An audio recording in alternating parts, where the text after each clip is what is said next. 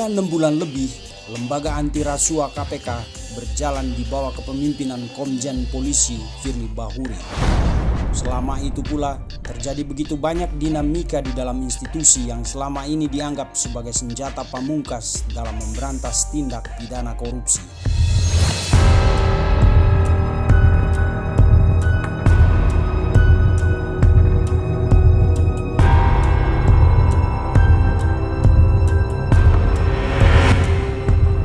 Sementara di luar gedung KPK, publik selalu ingin tahu apakah KPK masih terengginas seperti KPK pada periode sebelumnya. Selama ini publik mengenal KPK lewat operasi tangkap tangan atau OTT yang gencar dilakukannya. Publik bahkan sudah mengidentikan KPK dengan operasi khususnya ini. Dengan sokongan pemberitaan media, OTT yang dilakukan KPK tak ubahnya sebuah pertunjukan yang menghibur publik yang seolah punya dendam tak tersalurkan kepada para koruptor.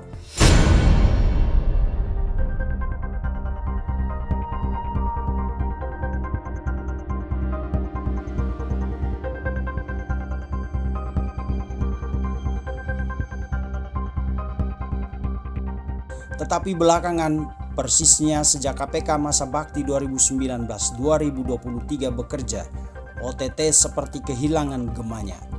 Hal ini mencuatkan pertanyaan di benak publik, ada apa dengan KPK pimpinan Firly? Tim Melek Politik mencoba menggali isu ini bersama Tito Hanantakusuma, seorang pengacara kawakan spesialis menangani perkara di KPK. Sebagai praktisi hukum yang sering menangani perkara di KPK, bagaimana beliau menilai kinerja pimpinan KPK yang dilantik pada Desember 2019 lalu? Memang kepemimpinan Pak Firly ini menimbulkan pro dan kontra ya. Kontranya, biasanya orang kan senang kontranya. Kontranya dianggap prestasinya masih kurang karena ukurannya adalah OTT. Kok OTT-nya kurang banyak dibanding KPK yang lama. Tetapi saya juga harus lihat positifnya ya, karena saya pengamat netral, praktisi yang tidak ada kepentingan. Kita lihat positifnya. Pak Firly bilang tidak ada festivalisasi, artinya tidak menjadi dipublikasikan berlebihan lah ya, artinya hak-hak tersangka ini dihormati ya, disebut inisialnya saja.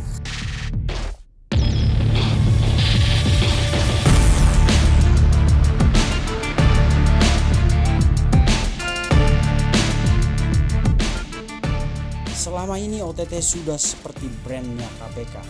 Sejak berdiri 18 tahun silam, KPK tercatat sudah melakukan sekitar 128 kali OTT. Dan lebih dari separuh OTT yang dilakukan itu, yakni sekitar 87 kasus, dilakukan oleh KPK periode 2015-2019. Bertolak dari data OTT inilah, sebagian pihak menilai KPK sekarang tumpul dan lemah.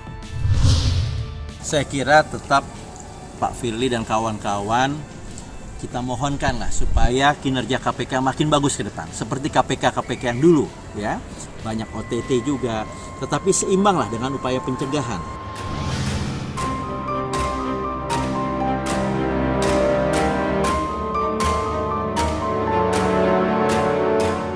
Walau sering menjadi pro dan kontra, faktanya OTT memberikan 2 poin sekaligus kepada KPK. Di satu sisi, kepercayaan publik terus menguat oleh karena publik merasa ada aksi nyata KPK terhadap para koruptor. Di sisi lain, OTT menjadi shock terapi bagi para pelaku korupsi yang biasanya lihai bermain di tempat-tempat tersembunyi. Intensitas OTT ibarat sebuah pesan kepada para koruptor bahwa tidak ada lagi tempat yang aman untuk melakukan transaksi haram di negara ini.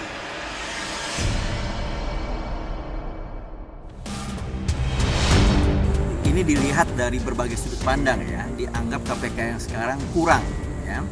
Tapi saya juga setuju kalau KPK sekarang meningkatkan pencegahan ya. Misalnya pasal 2 Undang-Undang Korupsi tentang Kerugian Negara ini bisa dicegah ya. Sebelum ada tender atau transaksi pemerintah, sebaiknya proyek pengadaan itu diaudit dulu oleh BPK ya.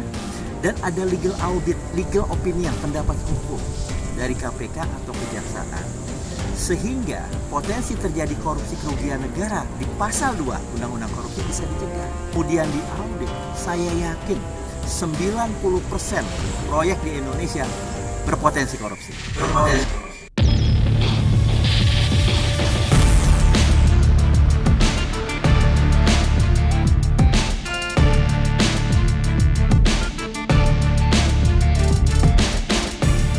Memang perlu disadari bahwa OTT bukan satu-satunya indikator keberhasilan negara dalam memberantas korupsi.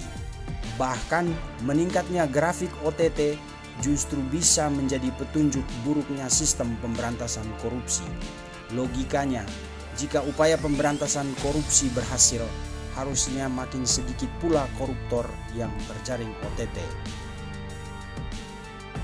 Barangkali inilah yang sedang digalakan oleh KPK pimpinan Firly. Dari website resmi KPK akan terbaca adanya pergeseran prioritas KPK dari perang terbuka kepada para koruptor lewat OTT kepada gerakan pencegahan tindak pidana korupsi. Hal itu dilakukan Firly dan jajarannya antara lain lewat pendampingan pemerintah daerah dalam membuat laporan keuangan yang transparan dan akuntabel. Ya, ini persepsi publik ya. Di sini adalah tugas dari jubir KPK yang saya kenal baik nih, Pak Ali Fikri, untuk menjelaskan. Apalagi beliau ini mantan jaksa praktisi yang terjun langsung di persidangan. Dan saya sering berdebat sama beliau ini di persidangan. Pak Ali Fikri dan pimpinan KPK harus memperbaharui manajemen komunikasi. Menjelaskan kepada publik bahwa tugas KPK sekarang ini tetap bagus, tetap berat. Hanya saja harus ada strategi komunikasi yang disampaikan ke publik, jadi publik mengerti. Oh, kenapa sih OTT-nya sekarang jarang? Karena KPK ada pencegahan, ini harus disampaikan kepada publik. Seperti ketika KPK ke daerah tadi, ya, usulan saya KPK dorong setiap daerah ini mekanisme perizinannya usahakan maksimal 1 bulan. Karena perizinan di daerah masih banyak yang carut marut, yang tumpang tindih aturan, dan prosesnya panjang. Ketika proses perizinan panjang, orang tergoda untuk melobi. Ketika melobi, akhirnya terjadi penyuapan, terjadi OTT. Ini semua bisa dicegah kalau jangka waktunya kita kunci maksimal 1 bulan.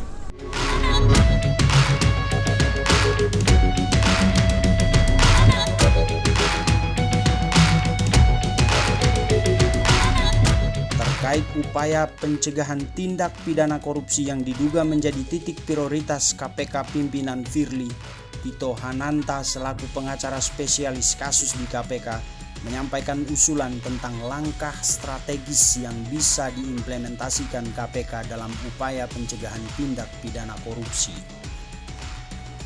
Tapi saya tertarik dengan statement dari Pak Firly untuk melakukan pencegahan korupsi. Usulan saya adalah, ayo pimpinan KPK yang sekarang dorong ini negara Indonesia menjadi negara ya yang menganut rezim perizinan jadi maksimal 1 bulan. Kenapa? Suap-suap, perkara suap di kasus perizinan ya, itu terjadi karena jangka waktu perizinan ini tidak jelas. Makanya saya usulkan organisasi saya, Forum Advokat Spesialis Tipikor (FAS), mengusulkan kepada KPK dalam berbagai kesempatan supaya di Indonesia ini perizinan maksimal 1 bulan jadi. Ya, kenapa? Karena kalau lebih dari 1 bulan akan muncul celah-celah orang tergoda untuk menyuap. Ini yang sering terjadi. Kasus-kasus penyuapan yang saya tangani adalah ketika proses perizinan lebih dari 1 bulan, 3 bulan, 6 bulan, 1 tahun, orang tergoda untuk melakukan lobby. Disinilah terjadi permainan lobby-lobby sehingga terjadi penyuapan.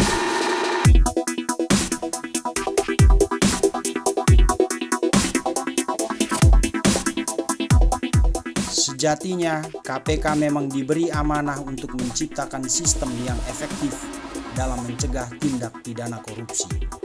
Tetapi, OTT juga perlu dilakukan untuk memberi efek jera. Dan setelah 6 bulan berjalan, KPK belum banyak melakukan OTT seperti yang dilakukan KPK terdahulu.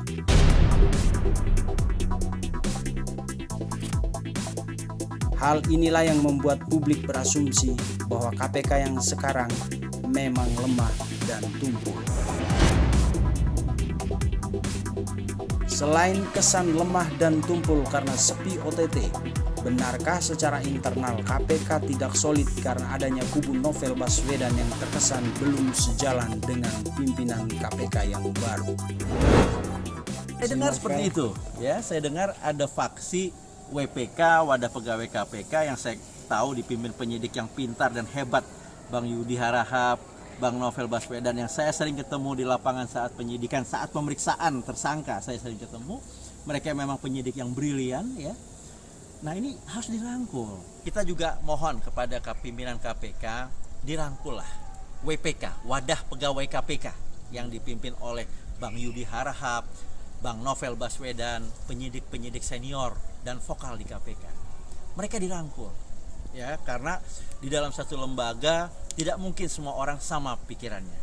Saya aja pengacara, di organisasi pengacara kita beda-beda.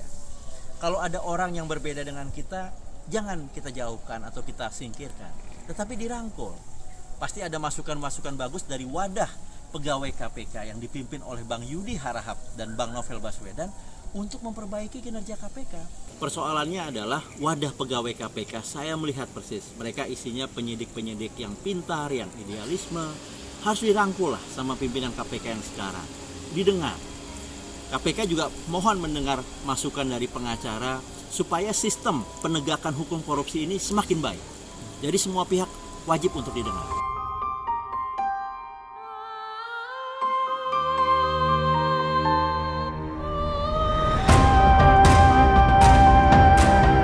Uniknya, di saat KPK dikritik karena sepi OTT dan dugaan terjadinya friksi internal, institusi hukum lain yang selama ini seolah tenggelam karena sepak terjang KPK justru mulai menunjukkan taringnya.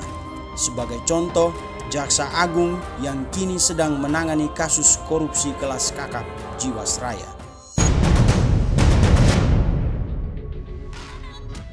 Mungkinkah KPK sedang menuju senjakala alias bubar, sembari memperkuat institusi hukum reguler seperti kepolisian, kejaksaan, dan kehakiman? Kalau kita lihat undang-undangnya, ya, memang KPK ini kan sifatnya sementara. Akan tetapi karena KPK ini bagus kinerjanya, publik suka, akhirnya KPK ini menjadi idola, ya. Tapi saya kira ini kebijakan ada di level pengambil keputusan, yaitu di DPR dan pemerintah. Bagaimana polisinya ke depan? Apakah KPK dipertahankan atau tidak?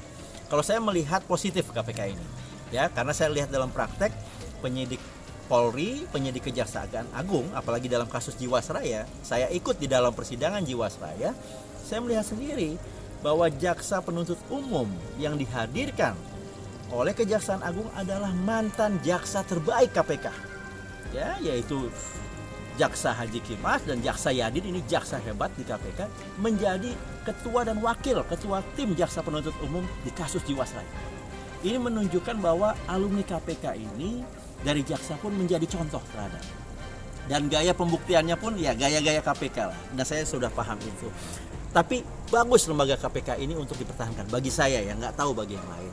Ya, kenapa? Karena KPK sudah punya tren yang bagus di dalam penyidikan dan penindakan korupsi. Ya, KPK ke depan harus tetap optimis, ya. Jangan takut oleh tekanan opini publik, tapi bekerja berdasarkan bukti dan fakta. Bukti-buktinya kuat, lakukan OTT. Maju terus KPK.